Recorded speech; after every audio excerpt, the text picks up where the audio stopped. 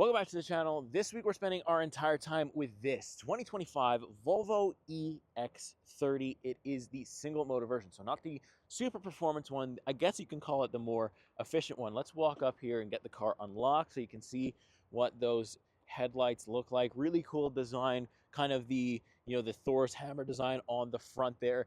It's a very interesting car, I will say. It's grown on me. Definitely has its dark out. Trust me, it's not nighttime. It's actually like 3:30 p.m., but we are currently in the winter. So it's going to unlock and lock as I walk around the vehicle here, because it does have kind of a sensor on the key, because you believe it or not, the Volvo key fob here does not have a single button. It just works off proximity, and of course you have some sensors on the door that will activate and stuff like that. But you can see, if I kind of walk away here, you can see the side profile. It's a very compact SUV, and it kind of has the Tesla formula. You'll see that kind of on the interior a little bit. But I still really enjoy this thing. I think it's really cool. Onto the back here, you can see kind of got the light bar. I just got to walk up to it again, I think, and it should unlock for me. Anyways, so that's going to be something weird that we're going to experience this week. But let's open the trunk. I have the key fob in my pocket, so it should be fine. Automatic tailgate. Got a nice cargo separator, cargo privacy screen right here. There's the word. A little bit of trunk space. You can see it says here, will it fit? So apparently it does fit a stroller and all that stuff. I will see if I can test that this week with my stroller. A little bit of storage under the floor here, not too bad. I got the snow wiper there as well, because you never know now here as we get into the December months what's going to happen with the winter. So, but yeah, let me know what you think. I think that this is really cool. It's growing on me as I kind of walk in and out of parking lots and in and out of the car quite a bit. It has grown on me quite a bit. I think it's interesting. I think, I do think it takes some getting used to. It is a very strange Volvo, but yeah, let's hop inside and I'm going to give you my first impressions. Let's do it. All right, so on the road for basically the second time this week with the Volvo EX30. It's definitely got a small presence. It's honestly one of the more weird cars that I've driven this year. It's kind of like got the Tesla formula. I really do feel like that because, I glance over to my right and there's my speed limit. And if I look for a gauge cluster, well, there just simply isn't one. It's just weird. And it's something, that you only expect from Tesla. So then when other cars start to do it, you're just like, whoa, okay, give me a second. I got to adjust to this. It's definitely not a hard thing to adjust to. It's just interesting, right? Like it's got the one pedal driving. It's decently quick, right? Like, it's the single motor, so we do not have all-wheel drive. We do not have like the performance boost. I think it's like 286 horsepower or something, which, don't get me wrong, is decent and definitely enough for an electric everyday vehicle. So no problems there, really. Honestly, all the extra power does an electric vehicle when it comes to horsepower is just make you sick when you're doing, heavy pulls. It's not like a gas vehicle where, more horsepower equals more fun, potentially more noise.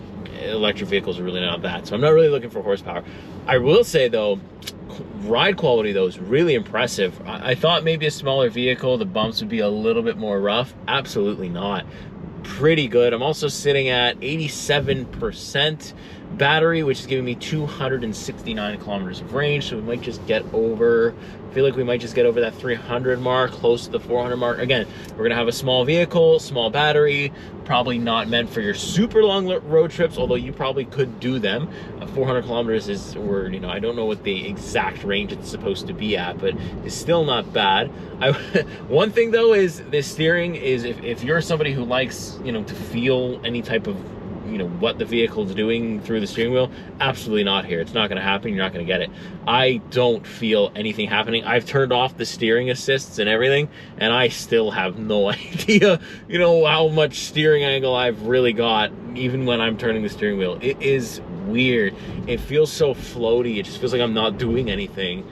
The car does turn. I mean, that is the thing, but I guess so far that's going to be my biggest complaint. Is like, of course the vehicle's weird, it's got its quirks, but you could like it for that, and I actually do kind of admire it for that a little bit, because it's not like anything else on the market other than Tesla, of course, but Tesla does have better steering, I will say that. Sound system wise is pretty good. I got like this interesting kind of sound bar in the front. I don't think I have any speakers on the sides here, because I think Volvo tried to keep the wiring on the doors and stuff to a minimum, and I think that kind of brings down the cost. So I have window controls, but they're only for the windows in the front, and then I got to click a button that will allow me to change the ones in the back. So it's only that, and I've got like this interesting tray. It's a whole bit, and I'm going to show you all of it as we go through the week here, because there's a lot to go over. There's a lot that I don't even think I've, digested yet. It's very much a Volvo that needs to be digested. Also, one thing I do not like, this is a nitpick, and you'll see it when I take you on the interior tour, but the logo is like piano black, and I can see myself in it, and I don't know. I mean, I don't hate the way I look. Obviously, I'm on camera every week, pretty much every day. But also, I don't really want to look down at the logo and then see the worst angle of my face possible. That's kind of what's happening. It's like, hello, so probably if I own this, I'd probably get some type of, I don't know, sticker or something to block that out. It's just weird. But other than that, look, I'm really impressed on how this ride quality is. Like I'm going over some pretty bad roads here. I feel like I felt the bumps more in the Genesis GV80 that I was driving last week than I am in this Volvo EX30. So kind of impressive there. Yeah, I'm excited to see what this has got, and I'm excited to show you everything. And just, I want to hear what people think about this one. This one is one of those ones where, maybe I'm just like, well, this is just weird, but maybe others find it, weird, but also amazing at the same time. Yeah, let me know what you think so far, and let's get through the week here. Welcome back outside. Welcome back to another evening with the Volvo EX30. I'm losing the sunlight really quick now because we are into the winter months here. We're starting to be, because it's getting cold. But I'll be honest, the Volvo EX30 is really starting to grow on me quite a lot. I do think it is, small for my needs. I think that, looking at this practically for somebody of like that has the size of my family or, stuff like that, I just think that it would be good for now because I have small children, but I don't know if it would be good forever. That being said, if you can make this work, it is really a very interesting vehicle, and I don't think it gets the recognition it deserves. I don't know, I just don't feel like I've seen too much coverage on this thing, and it's possibly because it hasn't crossed my radar. But look, it's compact, it's electric, it's very simple, but also at the same time, once you understand how to use it, it then becomes simple to use, if that makes sense. But let me know what you think. Do you like it? Do you like it in this color? We do have a dual motor version available should you want it, but I think that this one is probably the best bang for the buck, if you will.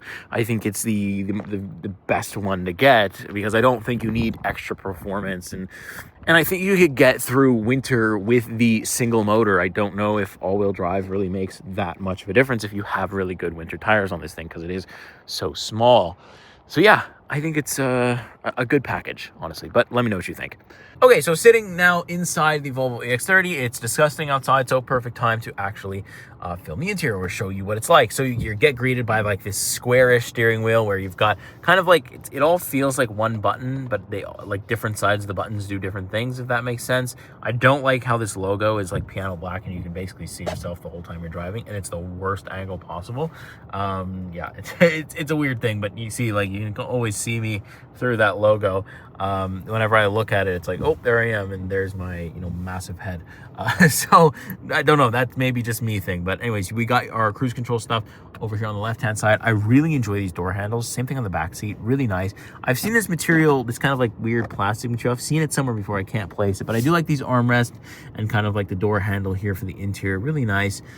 I do find the material to be nice. I don't feel like it's low quality. I feel like they've done enough to refine the recycled material and make it something that you would want to see in a car, which is cool. As you can see, I don't have any gauge cluster. I've got the sensor that's going to watch my eyes to make sure that I'm driving properly or that I'm focused on the road. We've got the Harman Kardon soundbar up front.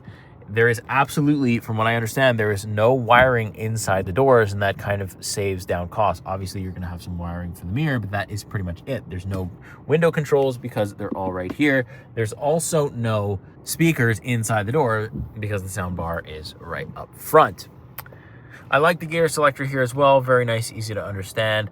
Then we get on to basically the thing that's going to control the entire vehicle. It's got your YouTube built in. You can see we got apps, we got Spotify, wireless Apple CarPlay, Android Auto, Waze is there. I'm pretty sure you can access the Google Play Store and get a couple of different things in here as well while you're charging. So that's a nice touch, but everything is going to be controlled by here. So if you do not like physical buttons, you're absolutely not going to enjoy this. I found it needed to be it's something that needs to be get used to. Like it's a little different.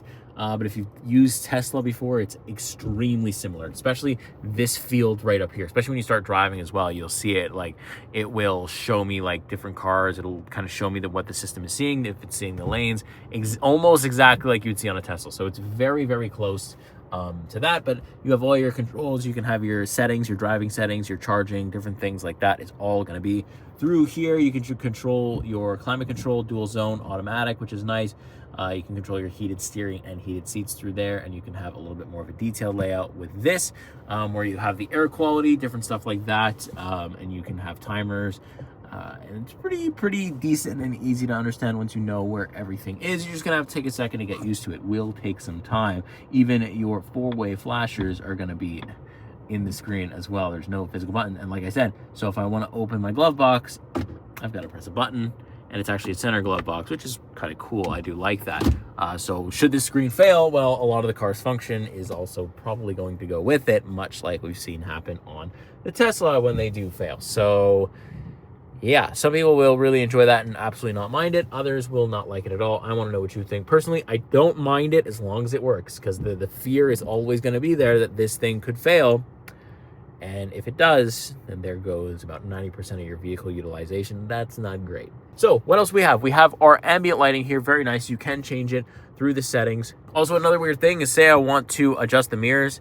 It does that same thing that Tesla does, where it makes you use the steering wheel, because again, we have no physical buttons to do it with. I've got window controls right here, which is interesting, and I can press a button for the rear, so that's good. I've also got a little guy here that's going to fold out, and then I have some storage right there and some cup holders, but I like how you can get it out of your way. We've also got a wireless charger. Again, reminds me of something that you see on Tesla. I think it's only one. We got this nice little storage compartment with 2 USB-C slots, so that's nice, and I like how it's nice and magnetized and out of the way, and you can actually leave stuff on here if you want to. Last but not least is the seats. I think this is the standard that they come in. I do like the blue. They're very comfortable as well. You can kind of adjust the lumbar support by pressing a button, and then it will again change that button's function based on, you know, what you need. So that's cool. It's one button, very, very simple. Like I said, it's a very simplified interior. So yeah, it's very interesting. I like the Swedish flag though, you know, but I am kind of driving in the back seat. You can see if I turn my head here, there you are, is the A-pillar, and you can see the rear door handle. So I operate this car basically from the back seat, and I am 5'11". So yeah, definitely on the compact side of things. But let me know what you think so far. Back in the Volvo EX30 in the rain a little bit, but I've had a little bit more time with it this week, so I've got a couple more thoughts on the driving and just the overall vehicle. So I wanted to mount the GoPro up again, as we do, and talk about it. So first off, handling still is, you know, always in extreme comfort mode. Like, I turned off the assisted steering thing, and it still is not ideal. I still feel like, you know, I feel like the car gets away with it because it's pretty nimble, but if they spent a little bit more on the steering, this would be like a, you know, sort of like base model car that is actually kind of fun to drive, because the powertrain is really good. You know, it's compact, so you don't need that much horsepower to really fly. It's just when you go to turn, it's like, well, where exactly is the car? Because I never know. Like, I never know how much like steering I need to input. Like, it's better with the steering assist off, I'll say that. It loads up a little bit more, it's a little more clear, but I still have times where I feel like I'm turning the steering wheel more than I need to get to where I want to go. That's just a little thing, but like daily driving, really that's not an issue. You're really not going to be driving this thing fast that often. Obviously, to get on the highway, it has no problem doing that. It's very quick with the highway speeds and stuff like that, so that's nice and easy. One pedal driving is nice, although it doesn't come to a stop quick enough, which leads me, like, also the brakes don't feel that sharp. Obviously, this is not a performance vehicle, so you know you can't expect the brakes to stop on an absolute dime. It's just that they don't. When I do have to use the brakes, it doesn't feel like that catchy. It doesn't feel like it catches that well. But that's, you know, it's not that bad. The one pedal driving is good enough. You just have to give yourself more time to stop. Even though I have it on the highest setting, it seems to still be using the brake a little bit. But I don't mind. I actually prefer to not have full one pedal driving. I like a little bit of coasting sometimes. Like, see, I can give it the beams a little bit here. It is raining, so I don't have all-wheel drive, so I will be careful. But you know, we can give it the means. Hey, when you put the throttle all the way down, rain or not, oh my goodness, it's fast. For a little guy, I mean, the all-wheel drive must feel kind of crazy for what this thing is. For a little guy, this thing does have some sportiness to it, no doubt about it, but it does have a little bit of steering correction as well. Like, it just did that to me there. I hit the outer line and it pulled a little bit, but yeah, I'm really impressed. The thing that's impressed me the most driving-wise is how comfortable it is, and also how quiet it is on the interior. You hear the tires a little bit, but honestly, I've had way worse in other EVs. This is very good, and just the overall ride quality, like, there's no like adaptive suspension in here or anything, but it's really, really good. Like, you hit a speed bump, you barely feel it. You hit big potholes. I'm here in Quebec, so I'm basically full of big potholes, and I really don't feel like the big boom. So they've done such a good job. Like, look, I'm about to approach a speed bump right here. I'm going to slow down adequately, but, you know, I can give it more power as I'm going over, and it's just smooth. Very, very smooth. Now, it's very clear that Volvo went with the simplistic kind of view, or the simplistic kind of design. Like, I only have the one screen. It's very much a Tesla formula on the interior. We've got no buttons on the key fob. There's things like that. But, like, the question I guess I want to ask you guys is, do you think that Volvo kind of took the minimalism aspect to too much of an extreme, like without putting key fob or anything like that? Because, I mean, Tesla, you've got basically a credit card. So again, it's kind of the same formula. You can get a physical key fob, but it's the same thing. I don't know, the Tesla, you can unlock it with a physical key fob. But this one you can't. So it's like, did they oversimplify it? I just, you know, I don't mind it because I don't mind driving Teslas. Definitely do prefer a gauge cluster of some sort. Even a heads-up display in this case, I think, would have been a nice choice. But yeah, I just want to know what you think. Let me know. Do you think that Volvo has oversimplified things and not, you know, just kind of stuck to their thing that they're pretty good at offering a pretty high-quality experience with a little bit of comfort? I'm stopped now because there's road construction and a truck can't figure out how to back up. So can I come? Yes. Okay. But yeah, overall the experience has actually been pretty nice. And I'll be honest, the design and just the overall usability of the Volvo EX30 has been growing on me. It has been, you know, I kind of, at first I was like, ooh, I don't know how much I'm going to like this week. This might be a tough one to get used to. But once I am used to it, I actually really like it. The car unlocks for me as I walk up, locks when I walk away. Like, there's no buttons to press, nothing. I get in, it drive. I put it in drive, I just go. There's no idle, nothing. Battery doesn't need to warm up. I don't have to do anything. I don't have access to the mobile app, but I know they do have one, and you can also control your car from there. You can preheat, do all the pre-start stuff that you want. Bang, you get in your car, Apple CarPlay connects. I've got built-in Spotify, stuff like that. I've got YouTube inside here as well, so I can watch videos while I'm charging. There's things like that that, again, copy a little bit of the Tesla formula, but that is what makes Tesla so appealing. But it does kind of make the car feel a little bit more of like an appliance rather than an actual vehicle. But some people enjoy that experience, so more power to you.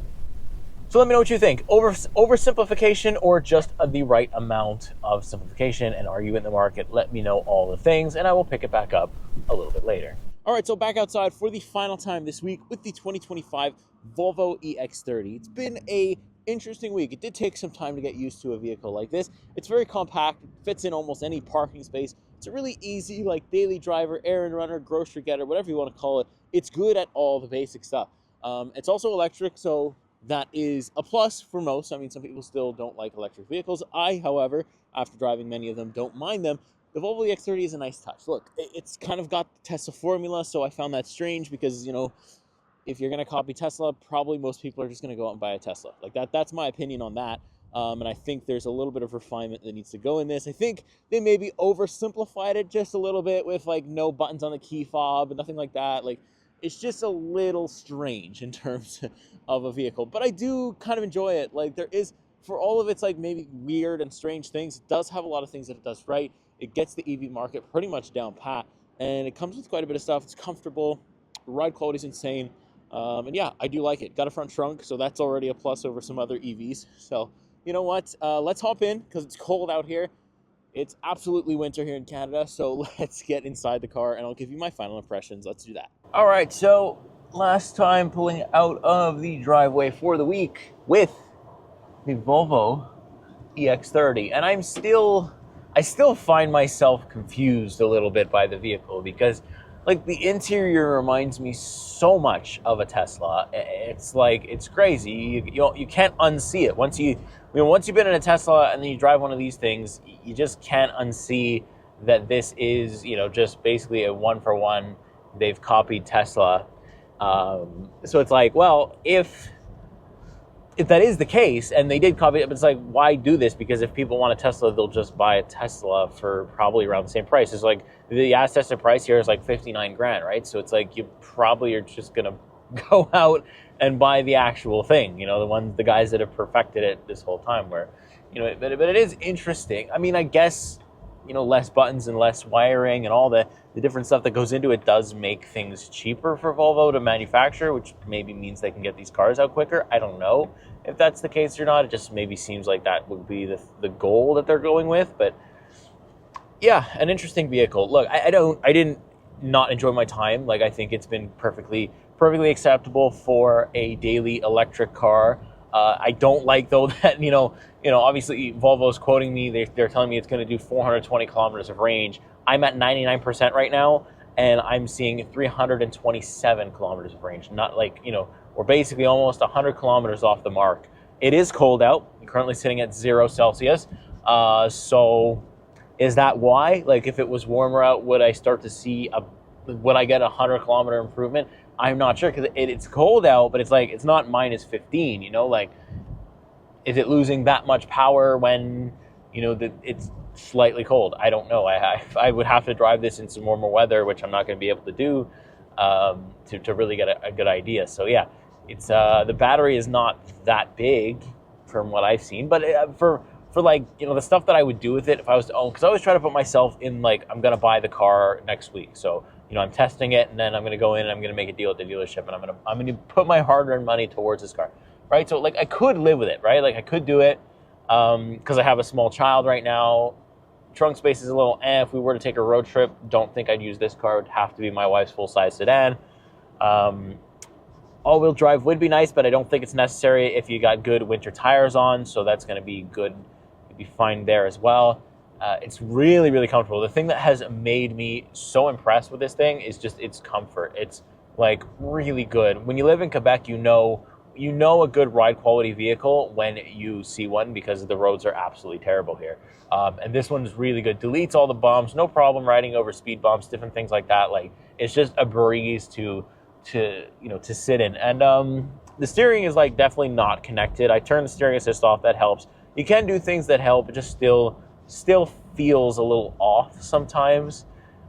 In parking lots, though, like, it's a champion. Like, it's super easy to turn the wheel, to, like, maneuver it, fits into tight spaces, no problem. So, like, in a lot of areas, it's really good, but then it struggles in some, like, it's not a 100% fully finished thing. I think Volvo have a little bit, of little refinements to do here. Maybe over the next year or two, they'll probably start to really reel it in. This is kind of the first attempt, the first little drop in the market. This is the smallest Volvo you can get. It's the most powerful Volvo you can get if you go with the all-wheel drive version. But I don't know, I think I'm fine, and I think you would be fine with the rear-wheel drive battery and power, because just over 268 horsepower, yeah, you got enough to go off of here.